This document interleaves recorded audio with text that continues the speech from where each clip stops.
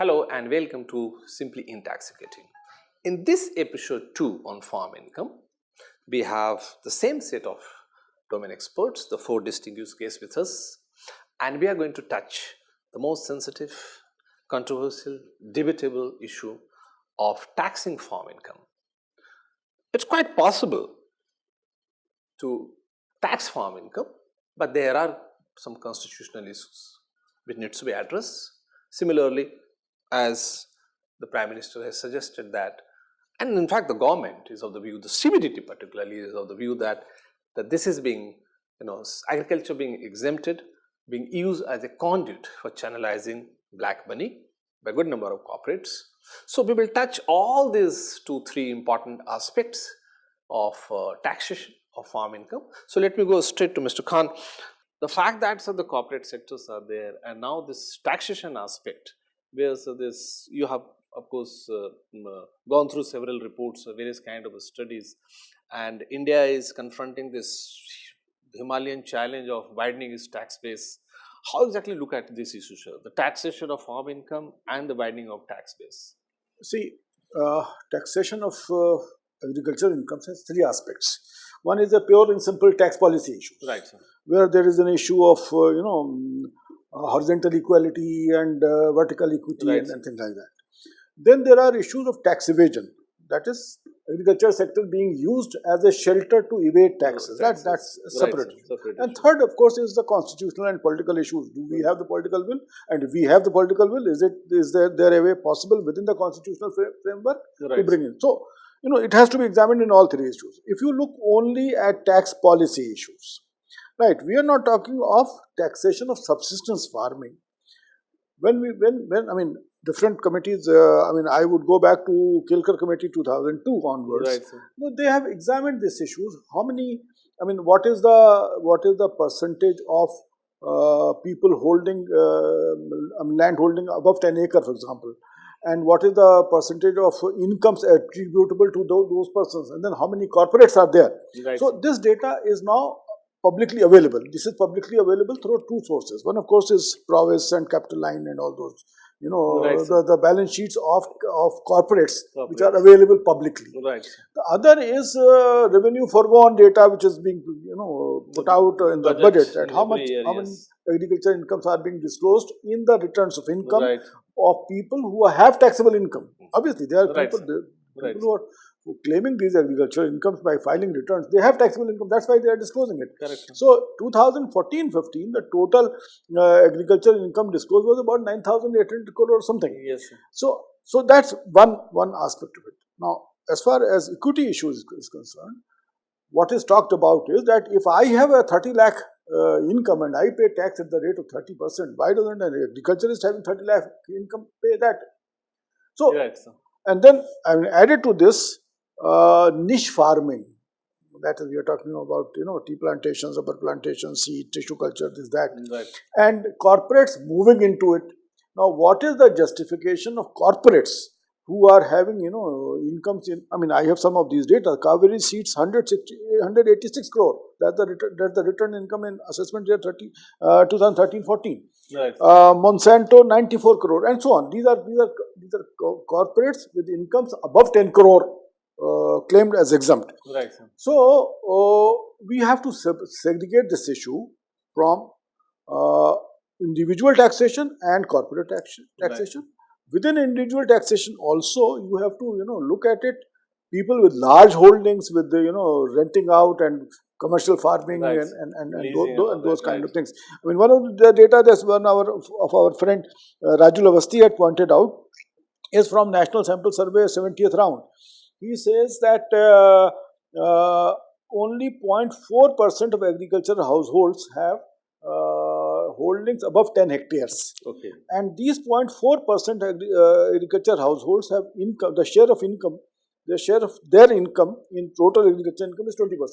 That's huge. So, when we are talking about possibility of or need to tax agricultural income, we're talking about high income groups who have been able to enter into cash crops or into commercial farming and into things like that, Right. which are taxable. I just wanted to point out one more data. I mean, we were doing this study on black money, so we looked at Provis data for 2009-10. We found 608 companies with positive incomes, and out of that, 68 were disclosing agricultural incomes above 100 crores. Above 100 crores, right? And then total agriculture income of companies was 31,300 crore, and out of this, 252 companies out of 608 were having incomes more than 50% of their income from agriculture sources. So there are pockets of affluence or pockets of income within the agriculture sector which need to be tapped.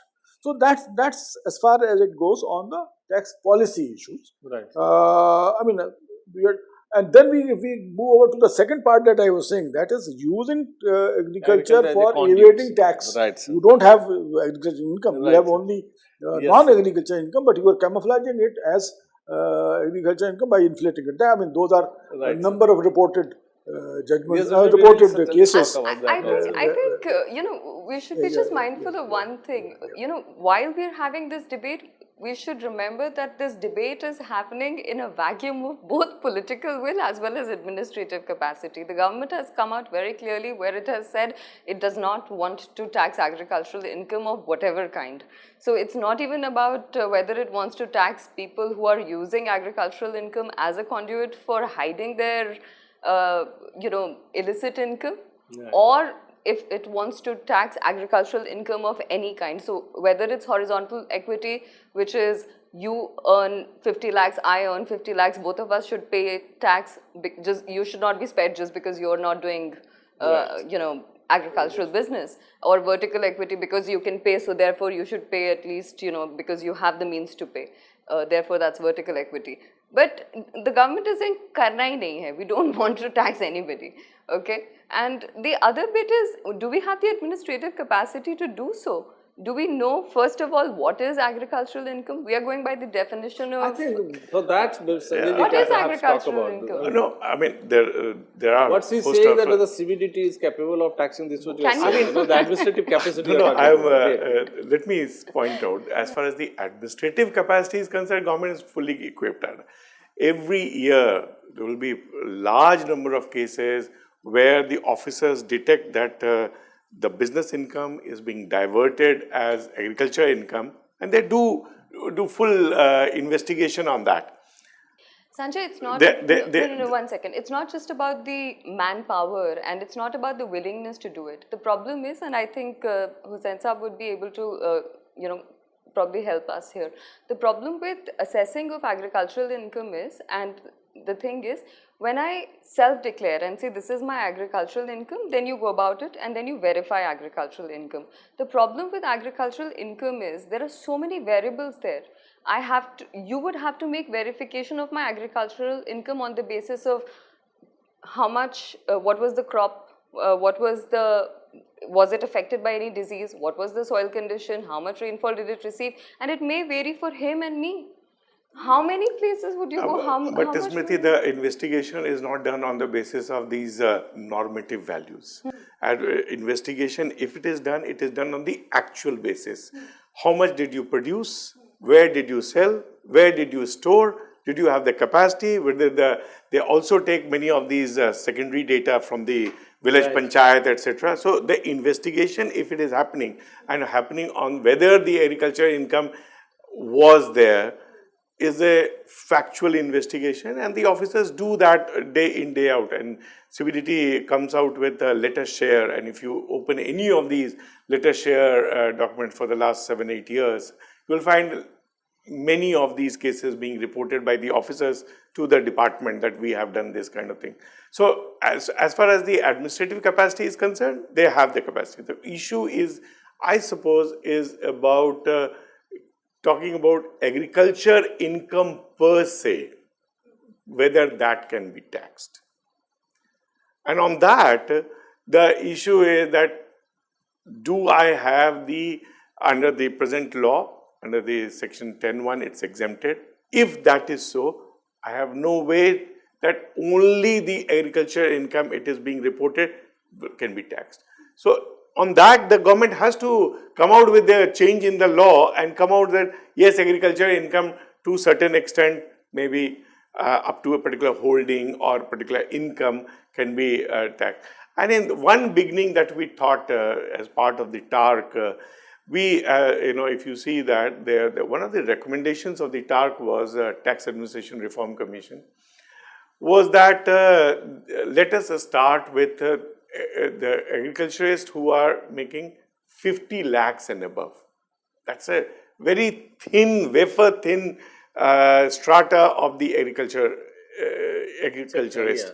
And if one beginning can be there, and slowly, and once you have that, then you can go down. And if you look at how the other countries are doing it, most of the countries have started that way. The recent entrant into the whole, taxing the agriculture is Kenya. They decided very recently, I think about 2-3 months ago, that let us start taxing the agriculture. And so the idea is whether we want to begin or we want to only think about it, and that is where... No, actually, you must have clarity on 2-3 issues. One, of course, is the policy decision to tax. Right. Now, that policy decision has to be to begin with corporate. I mean, there is absolutely no reason why corporates above a certain limit should not. So that be taxed, right? The other is, I mean, you're talking about investigation. Investigation comes 2 stages later. Whatever you have admitted, at least pay tax on that. Right. I mean, absolutely. Then this issue of how do I bring it? It can't come under the Income Tax Act. There is a constitutional issue involved. I mean, yes, correct. So, I mean, if Kerala has a Income Tax Act, or Tripura has an Income Tax Act, and Assam has that. Right. So, why can't other states be persuaded to start working on taxation of agriculture income for corporates? Right. Okay. Correct. So, I mean, it's not a question of assistant Absolutely. officers or income tax department taxing it. I mean, it has to go back to the states. And under the devolution of powers, it's up to the state government. But there are 6 of the states which have the power. We have agriculture, but how many of them are using it? They're not using it. They are not using it. I found 2 very, very innovative kind of suggestions. One, of course, was in Kelkar committee report, which says that central government should, pass a resolution in Article 252 or is it 262? 252. Yes. And, take this power from the states to collect tax. No, don't take the power from this. States surrender the power. And assign the revenue back to them. States surrender the power and the that's one. center collects on their behalf. Yeah, the other one is, I don't know from where it is coming. That is, you utilize the Finance Commission route for estimating possible revenue collection from agriculture income, potential of different states. No, I see. And you persuade them either to tax them or you adjust them in devolution of central revenues to states with reference to those estimates. I mean, these are bare ideas at the moment. Correct. But then once you show a political will to do it, there are ways to do it. And honestly, I don't agree that there is no political will. I don't think this statement which has come from Niti Aayog is just out of nowhere. Right. I think there is definitely a move to float an idea. Right. See the reactions about it. Yes, correct. See, and then work about it. It may not come tomorrow. It may not come in this parliament. But then there is definitely some design. It's not coming out of nowhere. Nowhere. Absolutely, I agree with you, sir. And given this reality of GST Council, for that matter, where all the states have joined that, they are the members of it. Constitution was amended. Now the powers have been vested. So similarly for agriculture, perhaps the constitution can be amended. At some stage, I mean, if public opinion builds up. And we have deleted so many entries from the state list, 7 schedule. So, sir. No, so as Mr. Khan is saying, my own sense is that it is very much on the table. Right. And it is only a matter of time before a so-called strong center is actually able to persuade the states to levy income tax. Also, Mr. Khan gave the average data for the country. If we have a look at the segregated data for the states, we find that in Punjab, farmers owning more than 10 hectares, according to this NSSO survey of 12-13, the per monthly income is 90,000 rupees for farmers owning more than 10 hectares. In Haryana, it is 1.29 lakh rupees per month. Similarly, in Gujarat, it is 36,000 rupees per month. So, surely there is a case for taxing the farmers who own more than 10 hectares. And I fully agree that there is absolutely no reason why the corporates who are showing such large incomes from agriculture should not be taxed. The difficulty is that sufficient data is not there in public domain. There are two officers, senior officers of income tax sitting here. For example, we have been discussing the income from dairy, poultry, fisheries is taxable. Right. But we don't know how many people in India are actually paying income tax on their dairy income. I don't know that. Right. In fact, I would be very happy if one of your viewers can file an RTI and get this data from the CBDT. How many poultry farmers are actually paying tax? She mentioned about the capability. Actually, that is a real issue. See, I was talking to some large farmers after the finance minister's denial. The farmers also don't believe the government, on face value. They also know that perhaps we are moving in that direction. Right. So he was saying, this large farmer was telling me that today I do not prepare my accounts very meticulously. But tomorrow when I have to file a return, I will prepare my accounts very meticulously. My brother, my wife, myself, my manager, etc. I will show them salaries which are paid by the corporates to young MBAs from institutions. And therefore his sense was that the government would make very little money by taxing agriculture. But this is all conjecture. So somebody has to mount a study, maybe CBDT or somebody has to mount a study and come out transparently that this is the direction in which we want to move. Right now, the statement given by the finance minister that it is not at all on the table, in my view, should be moderated to say that we would like to examine and then reach a conclusion. Absolutely. But there are many countries which have also adopted the presumptive basis of taxation. Right. It's not, income tax if you don't want the farmers be subjected to very detailed, accounting methods, etc., because they will be very new to the subject of taxation, then you can have presumptive basis. The problem is that one size fit may not work because of the differential in the earnings in various we have done it in states. case of jewelry, for instance. This time, in the jewelry sector, for instance, the government of India levied 1% excise duty.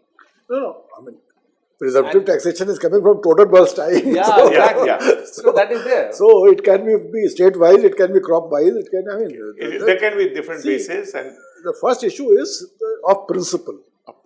That should it be taxed, should it not be taxed, at what level and all that. Then we come to the machinery, how to estimate, who has to estimate and all those. So, those are not things which are, unsurmountable. They are right, absolutely.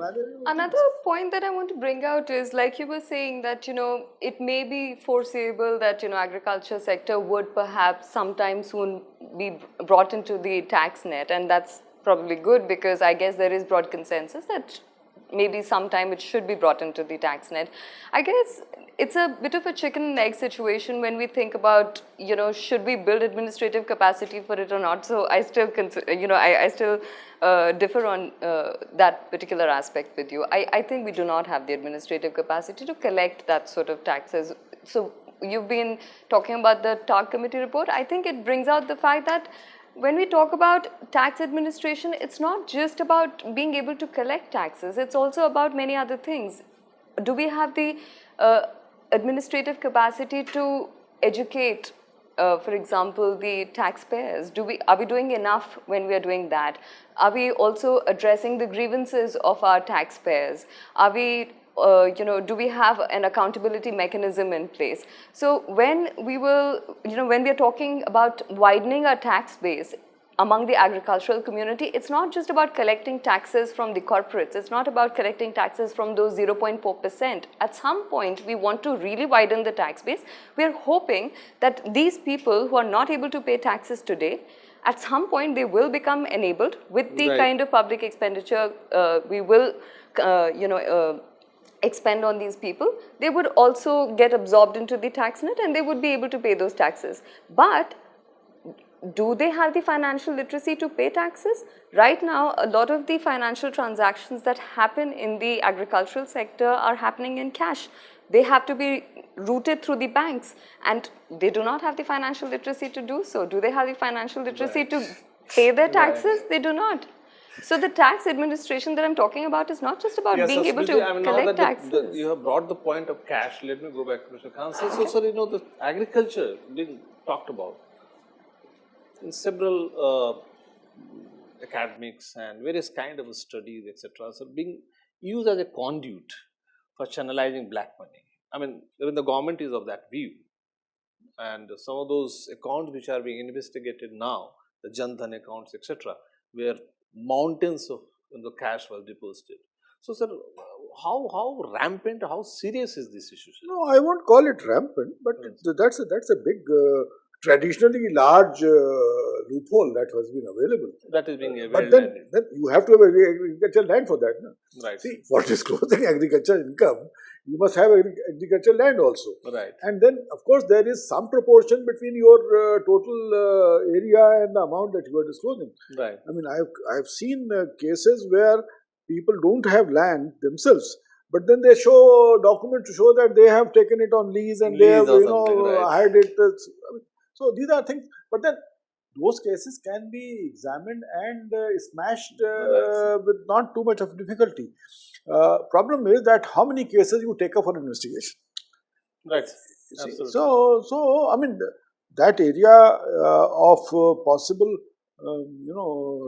routing or tripping is certainly there, and it can be closed. I mean, if we have tax policy on taxing of agriculture. Right, sir. So, on this note, let me thank all my 4 guests. And the major takeaway is, of course, as Mr. Hussain suggested, that there are certain states where the agricultural growth rate has been pretty impressive and that can be achieved. And perhaps that kind of growth, if we are able to achieve at the national level, the farmer's income can be doubled, if not 5 years, maybe a few more years. But that will be a very positive sign overall. And with respect to taxation, of course, the farm income, a beginning is required to be made. Probably it is on the card. In fact, we have seen in case of GST, the GST Council, they spent hours at various meetings, on various occasions to discuss about the definition of agriculturalist. In fact, there were provisions in the draft law where somebody who is leasing out or who is an absentee landlord, perhaps idea was to tax them, but the states did not come on the same page. As a result, a lot of amendments were done in the final legislation which was passed by the parliament.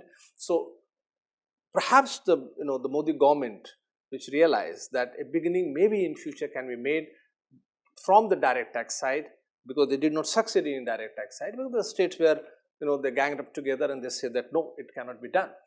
So idea is that if India's tax base has to widen, if India's tax to GDP ratio has to go up, which is pretty unimpressive today in South Asian countries, in Asian countries, India as an emerging economy, then certainly India has to, and the direct tax planners, they have to look at how to widen the tax base. And agriculture is one sector which is totally exempted, which is abused, misused. Those things will continue. Perhaps a beginning can be made in terms of taxing the corporates who have been declaring in their returns the farm income.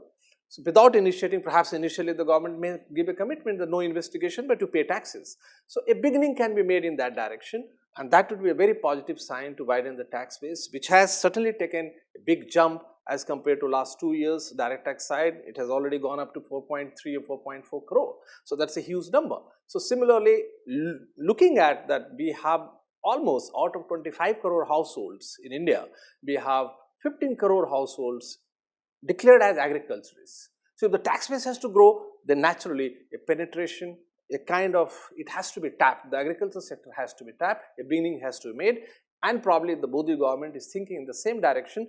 Let's look forward to certain policy initiatives in near future, if not immediately. Thanking you all for watching TIOL.